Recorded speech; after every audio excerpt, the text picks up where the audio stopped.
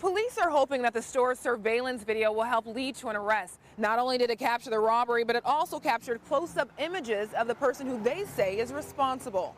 Officers actually had the wanted man's vehicle surrounded, but instead of surrendering, they tell us that he actually drove recklessly, jumping this curb here. Ebony.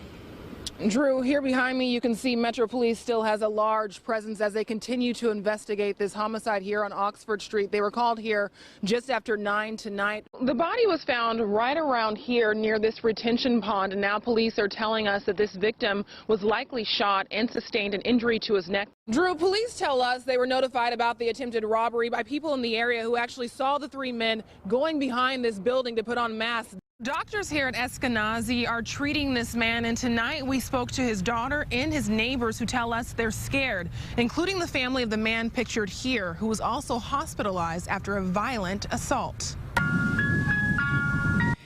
In this West Indianapolis neighborhood where the ice cream truck makes regular stops, people notice an increase in crime.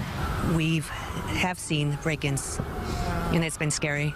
Kimberly Romero says Friday her dad walked in on two intruders. When I walked in, I just seen my dad on the floor and the man running. Police say before running, one of the men shot and critically injured Romero's dad. He was screaming. He was saying, call 911, call 911, go to the neighbor, call your uncle, call your aunt. The 15-year-old says her instincts kicked in.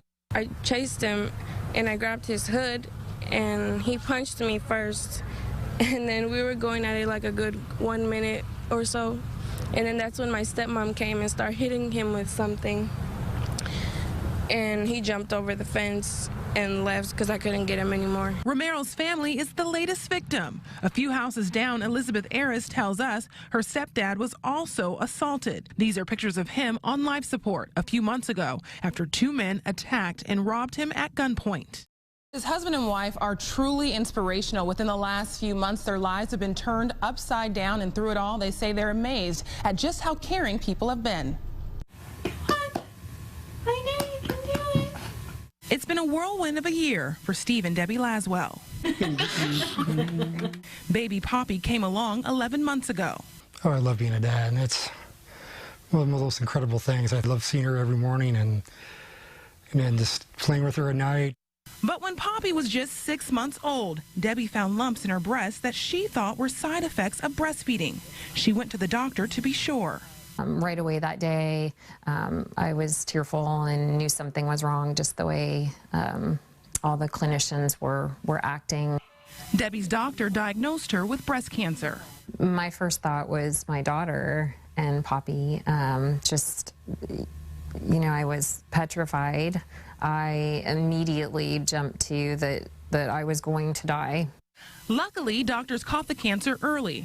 But Debbie says without a lumpectomy as an option, she thought of young Poppy and decided to have a double mastectomy. I cried a lot. You know, I just wanted to be here for her. But before the couple could exhale with the news Debbie was clear of cancer, Steve was rushed to the ER. Tests revealed he had stage 4 pancreatic cancer.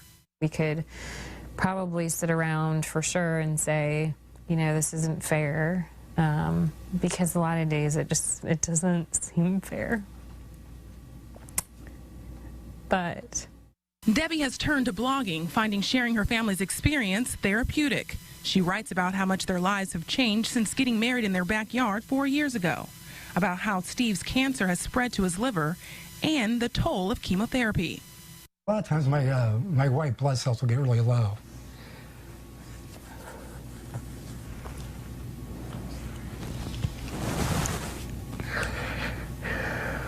okay.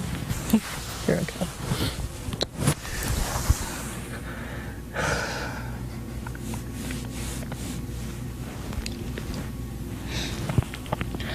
So when she's kind of sick, I have to we have to stay away. This summer, as they both fought cancer, the Laswells were surprised with another piece of news. They're expecting. Steve says he's putting all of his focus on being well enough to be in the delivery room to welcome his baby boy.